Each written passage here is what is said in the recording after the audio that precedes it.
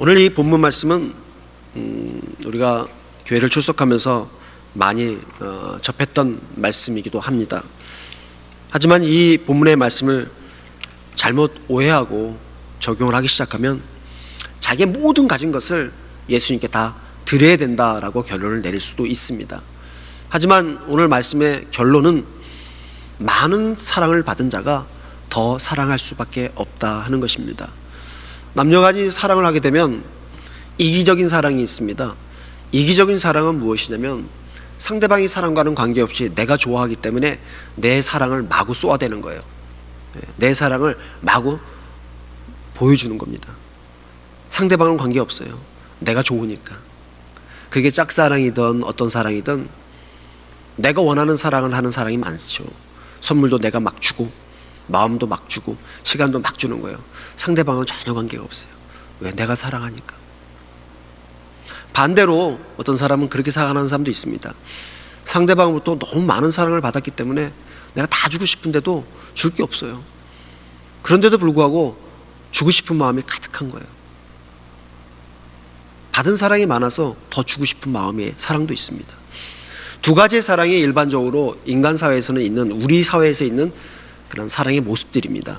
여러분은 부모님께 어떤 사랑을 표현하고 계십니까? 우리는 부모님을 비교해보면 부모님이 우리에게 주신 사랑이 참 많습니다. 그래서 우리는 받은 사랑을 더 돌려드리기 위해서 애를 씁니다. 그리고 부모님의 은혜를 갚기 위하여 우리는 애도 쓰고 노력도 합니다. 그것을 아는 사람이 효도하는 사람입니다. 근데 그것을 모르는 사람은 효도하지 않는 사람이에요. 근데 반대로 정말 돈을 많이 벌어서 부모님 원하는 거 아니라 그 이상을 막 해주는 자식이 있어요. 근데 사랑은 아니에요. 네, 부모니까. 겉으로 볼 때는 그 사랑일 수 있겠지만 그 마음은 사랑이 없어요. 그냥 환경만 잘해드리면 된다고 생각하는 사람들도 있습니다. 똑같이 나누어 주는데 그 나눔의 마음의 상태가 어떠하냐가 중요한 것이겠죠. 우리는 예수를 믿는다 하고 교회를 다닙니다. 아니, 우리는 예수를 좀 믿어볼까 하고 교회를 다닐 수도 있습니다. 그럴 때 시간이 갈수록 우리는 예수 그리스도께 나의 사랑을 드린다는 표현을 하고 우리는 예수 그리스도의 사랑을 되돌려 드려야 된다고 우리는 말씀을 듣기도 합니다. 여러분, 오늘 예배를 드리면서 하나님 앞에 받은 사랑을 되돌려 드리는 시간을 갖고 있는 것입니다. 그 사랑을 드림으로 인하여 시간과 물질과 마음을 다 드림으로 인하여 우리는 하나님이 나를 어떻게 사랑하는가를 배울 수 있는 것입니다. 그래서 예배는 나를 위한 시간입니다. 내가 이렇게 드림으로, 내가 이렇게 준비함으로 나의 부족함과 나의 연약함을 발견하게 되는 것입니다. 이 주일이 지나고 나면 또 후회할 수도 있습니다. 내가 예배 시간에 딴짓 안 하고 딴 생각 안 하고 더 예배에 집중할 걸, 내가 하나님을 더 찬양하고 높여드릴 걸 하고 후회할 수도 있습니다. 그러나 그 마음이, 하나님을 사랑하는 마음이 온전하고 순전하다면 하나님은 그 마음을 받아주실 것입니다. 오늘 본문에 나오는 한 여자가 있습니다. 이 여자는 유대 지방에서 예수님에 대한 사랑을 감출 수가 없었어요. 자기가 받은 그 예수님께 대한 받은 사랑을 어떻게 표현하고 싶어서 몸부림을 치던 여자였습니다. 근데 본문에서 이 여자가 죄인인 여자라고 했습니다. 당시에 이 지역에, 이 시대적 상황에서 죄인이라는 표현은 부도덕한 행위를 했을 때 사회에서 지탄을 받는 사람의 그룹을 죄인이라고 표현했을 당시였습니다. 아마도 이 여자는 몸을 팔아서 생계를 유지하던 여인이었을 것이라는 추측들이 많습니다. 그런데 이 여자가 어느 날 이 땅에 메시아로 오셨고 구원을 베푸시는 예수가 왔다는 소식을 듣고 그 예수를 만나서 그 예수로부터 하나님 나라에 대한 말씀을 듣고 이 여자는 예수께 질문을 했습니다. 그렇다면 예수여, 나 같은 죄인도 구원받을 수 있습니까? 나 같은 죄인도 하나님의 사랑을 받을 수 있겠습니까? 예수님께서 말씀하셨습니다. 누구든지 다 내게 오는 자는 쉼을 얻으리라. 내가 그 짐을 받고 내가 그 멍에를 내가 짊어지고 너를 쉬게 하리라 라고 말씀하셨습니다. 이 여인은 정말 몸을 파는 죄인의 몸으로서 사회 지탄도 받고 그 살고 있는 마을에서 버림도 받고 정상적인 삶을 살 수 없는 여자였지만 예수가 와서 그 죄인을 구원하러 왔다는 그 예수의 복음을 듣고 그 복음에 의해서 용서함을 얻었던 사람이었습니다. 그러고 있다 자기 마을로 예수님이 오신다는 소식을 들었어요. 그리고 오늘은 바리새인 중에 시몬이라는 사람의 집에서 예수님께서 식사를 하신다는 소식을 들었습니다. 여자는 자기가 가지고 있는 것 중에서 가장 값진 향유를 들고 시몬의 집으로 갔습니다. 시몬의 집에서는 잔치가 벌어졌습니다. 종교 지도자들과 예수를 해하려고 했던 유대인들과 수많은 부유한 사람들과 사회 지도층의 사람들이 시몬의 집에 모여서 잔치를 벌이고 있었습니다. 예수님 초대를 받아서 그 잔치 자리에 앉아서 식사를 하고 계셨습니다.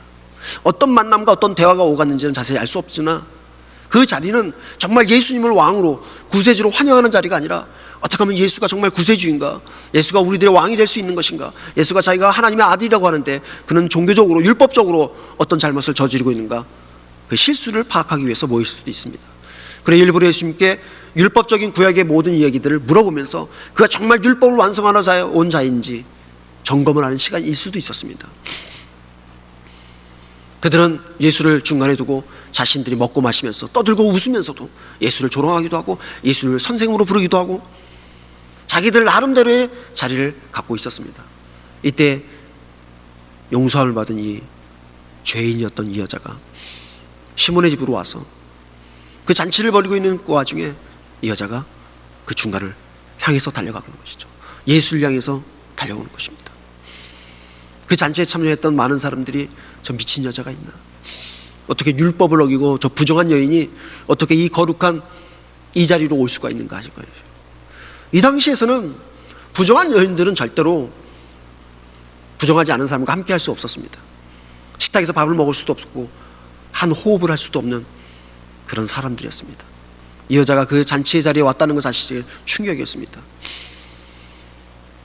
이 여자를 막으려고 했지만은 이 여자는 급히 예수께 달려와 무릎을 꿇고 그 발 앞에서 머리를 풀고 예수의 발을 닦아주기 시작했어요. 그리고 자기가 가져온 가장 값진 향유를 예수의 발에 부었습니다. 그리고 자기 머리로 그 발을 닦아주었습니다. 지금 본문에 나오는 상황입니다. 이렇게 저는 짧게 이 본문을 설명해 드렸지만 이 당시의 상황으로 돌아가 보면 정말 이 여자는 미치거나 아니면 용기가 많거나 둘 중에 하나겠죠. 예수님께서 이 여자를 보시고 어떻게 받아들이셨을까요? 예수님이 이 여자의 돌발적인 행동에 대해서 가만 놔두셨습니다. 그리고 예수님께서 말씀하셨습니다. 시몬에게 말씀하셨습니다. 종교 지도자요, 율법을 지켰던 거룩한 자라고 스스로 선한 자라고 여겼던 시몬에게 얘기합니다. 너는 이 여인처럼 내게 발도 닦아주지도 않았고 내게 입을 맞추지도 않았고 내게 머리에 기름도 부지 않았느냐? 아니지 않느냐? 당시 그 종교적인 생활적인 양식에 의하면 손님이 집으로 왔을 때는 하인을 시켜서 발을 닦아주고 겉옷도 들어줄 수도 있고 자리를 베풀어서 맛있는 것도 맛난 것도 줄 수도 있습니다. 그리고 제일 중요한 것은 볼에다가 입을 맞추면서 환영의 뜻을 표할 수도 있었습니다. 그리고 그 비싼 기름을 머리에다가 흐르게 해서 그 손님의 머리카락에 흘러지는 그 기름의 냄새가, 향유가 온 집안을 진동시키게 하는 그런 풍습이 있었습니다. 생활의 양식이 있었습니다. 그런데 시몬은 예수님을 초대해놓고 이 세 가지를 하지 않았습니다.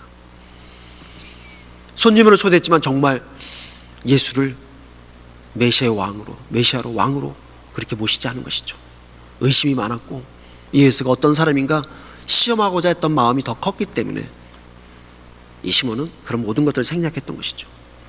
이 여자는 비록 가난하고 죄인이었지만은 예수님을 자기 인생의 최고의 손님으로, 자기 인생의 최고의 분으로 알았기 때문에 가난한 여인이었지만 그 모든 예수님을 환영하는 의식을 치룬 것입니다. 예수님께서는 시몬과 이 여인을 두 가지를 비교해서 예수님 얘기하고 있습니다. 그러면서 예수님께서 말씀하시죠. 비유로 빚진 자의 비유를 얘기하고 있습니다. 여러분, 이 빚진 자의 비유는 어떤 면에서 보면은 당연한 이야기일 수 있습니다. 많이 빚진 자가 많이 탕감을 받으면 더 많이 감사하는 것이 당연하지 않겠느냐? 적게 빚진 자가 적게 탕감을 받으면 그 감사는 적을 수밖에 없다는 것이에요. 시몬도 동의했어요. 근데 어찌 너는 그렇지 않느냐? 라고 말씀하시는 겁니다. 여기서 빚진 자의 비유는 하나님의 사랑을 빚진 자의 비유를 얘기하고 있는 것이죠. 하나님께 사랑을 많이 받은 자일수록 하나님께 사랑에 대한 응답은 반드시 더 많아야 된다는 것입니다. 우리가 하나님께 구원받은 사실은 동일합니다. 하나님께 받은 은혜의 그 비중은 동일할 수밖에 없습니다. 어떤 사람은 더 구원을 넓고 크고 높게까지 해주시겠냐? 그럴 수 없죠. 받은 은혜는 다 똑같습니다. 구원도 똑같습니다. 하지만 일상의 삶을 통해서 우리가 받은 하나님의 사랑과 은혜는 다를 수 있습니다. 그 하나님의 사랑의 사이즈는 사람마다 다릅니다. 이 이야기는 크고 작음의 문제가 아니라 내 부족함을 채워줄 수 있는 그 사랑의 사이즈가 있다는 것입니다. 남과 비교할 수 없는 내가 받는 하나님의 사랑의 사이즈가 있다는 것이죠. 여러분이 받는 하나님의 사랑의 사이즈가 무엇입니까? 나는 지금까지 살면서 하나님이 나를 사랑하지 않는 것 같아. 내가 그렇게 노력해도 어떻게 이렇게 되는 일이 없을까?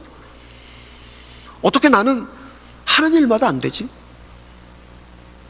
누구는 가만히 있어도 좋은 일만 생긴다는데, 우리는 그렇게 하나님의 사랑을 내 감정과 판단으로 비교할 수밖에 없는 실수를 저지르고 있다고요.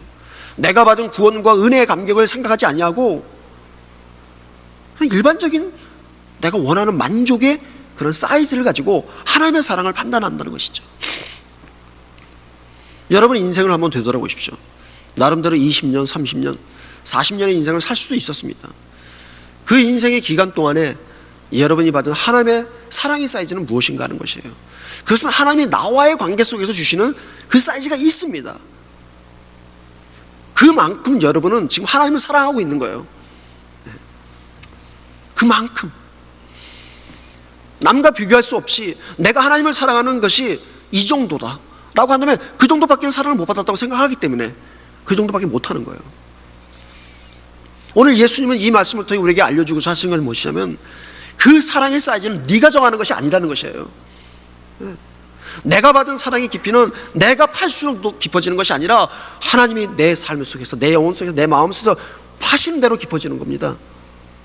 그 사랑을 어떻게 일상의 삶을 통해서 내가 깨달아 알아가느냐가 그게 노력하는 신앙의 삶이고 믿음의 삶이에요. 그것이 하나님이 파신 사랑의 깊이를 내가 발견하는 거예요. 하나님이 나와 함께 내 인생에서 그 깊이를 파고 가시는 거예요. 지금요, 넓이를 넓히시는 거예요. 그 확장되어지는 내 믿음의 깊이는 사랑만큼 커진다는 겁니다. 그래서 우리는 아주 일상의 삶을 통해서 하나님이 나를 사랑하시는 그 사랑을 체험하는 것이고 발견하는 것이고 구하는 것이고 얻는 것입니다. 구하고 찾고 얻은 그 용량만큼 우리는 하나님을 사랑하게 되어 있다는 사실입니다. 살인자가 사형 선고를 받고 감옥에 있다가 풀려났어요. 그리고 하나님을 만났습니다. 그리고 그 사람이 목사가 되었습니다. 그리고 그분은 말씀을 전하기 시작하는데 그가 전하는 말은 그거예요. 내가 죽을 수밖에 없었는데 하나님이 나를 살려주셨습니다. 그래서 나는 하나님을 찬양할 수밖에 없습니다. 하나님을 내가 전할 수밖에 없습니다. 계속 다니면서 그런 메시지를 전하기 시작했어요. 많은 사람들이 이 메시지를 들으면서 그렇지. 근데 속으로 무슨 얘기를 한 줄 아세요? 나는 사형 선고를 받은 살인자가 아니었지. 당신이나 살인자였지 나는 아니었어. 그러니까 당신이 받은 사랑은 나랑은 관계없어. 그렇게 판단들 하죠. 연예인이 어디 시상식 때 와서 하나님을 찬양하고 하나님께 감사합니다 그랬어요. 그 사람은 하나님을 사랑하는 표현이 뭐예요? 탑스타에 올라왔을 때 고백하는 수준이에요. 그리고 그러죠. 나는 탑스타가 아니니까, 너는 탑스타니까 그런 얘기를 할 수 있겠지. 우리가 그렇게 비교할 수 있겠죠. 또 무엇이 있습니까? 적용하면 수도 없이 적용할 수가 있어요. 심지어 어떤 사람은 그래요. 네팔에 지진이 왜 일어났을까? 우상을 숭배하는 신전이 많아서 하나님이 네팔을 더 싫어하시는 것 같아. 저주도 내 판단으로 저주를 하기 시작하는 것이죠. 누가 엄한 일을 당하고 어려운 일을 당하면 숨겨진 죄가 있을 거야. 그러니까 저런 고통을 당하지. 우리는 쉽게 그렇게 판단할 수 있어요. 복권을 사서 1등에 당첨됐습니다. 우연일 거야. 배가 아프니까. 그건 우연일 거야. 저 사람은 분명히 저 복을 얻을 사람이 아니야. 애써 나는 외면을 하고 있는 겁니다. 이 죄 많은 여인, 이 여인이 자기가 갖고 있는 향유를 예수님께 부어드렸습니다. 그때 이 먹고 떠들고 웃던 종교 지도자들과 부자들이 그 향유의 냄새를 맡기 시작했어요. 그 중에는 이 여자와 하룻밤을 지낸 남자들도 있었어요. 어디서 많이 맡던 냄새일 수 있어요. 이 자리에서 이 여자가 그 향유를 가지고 와서 예수께 부을 때 그 냄새를 동일하게 맡으면서 그 자리에 있던 사람들, 그 여자를 희롱하고 그 여자를 자신의 욕망의 놀이개로 삼았던 남자들의 마음은 어땠을까요?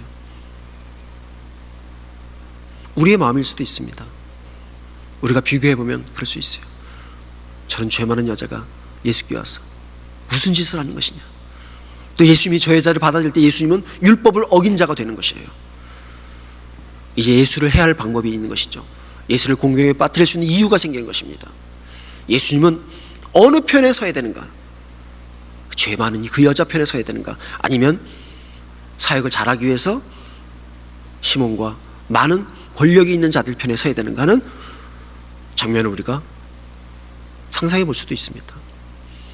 예수님은 절대로 세상의 방법을 선택하지 아니하시고 그가 이 땅에 오신 방법대로 죄인을 위하여 구원하러 오신 메시아의 모습으로 그 여자를 받아들이십니다. 다시. 그리고 내 사랑이 너를 구원하느니라. 이 말의 뜻을 보면 오해할 수도 있습니다. 그렇게 사랑을 베푼 자만이 구원을 얻을 수 있다는 행위의 구원을 얘기할 수도 있겠지만 이 말은 그 뜻이 아니라 먼저 하나님의 사랑을 받은 자가 그 사랑을 받았기 때문에 그 사랑을 되돌려주는 그 사랑으로 인하여 일평생 그 구원을 지키며 살 수밖에 없다는 것입니다. 우리의 믿음과 내가 얻은 구원의 그 삶은 내가 지켜가는 것이 아니라 내가 받은 하나님의 사랑으로 그 삶을 지켜가는 것입니다. 사랑을 받은 자가 사랑을 할 수 있습니다. 특별히 하나님의 구원의 사랑을 받은 자가 또다시 그 사랑을 하나님께 돌려드릴 수 있는 일들을 하며 사는 인생이 될 수 있다는 것이죠. 그것이 우리에게 쓰임받는 인생의 길이고 하나님께 구원받은 자의 모습이라는 것입니다. 그 모습에는 다 다를 수 있습니다. 누가 더 성공을 하고 누가 더 어려운 일, 그 비교가 아니라 하나님이 내 안에서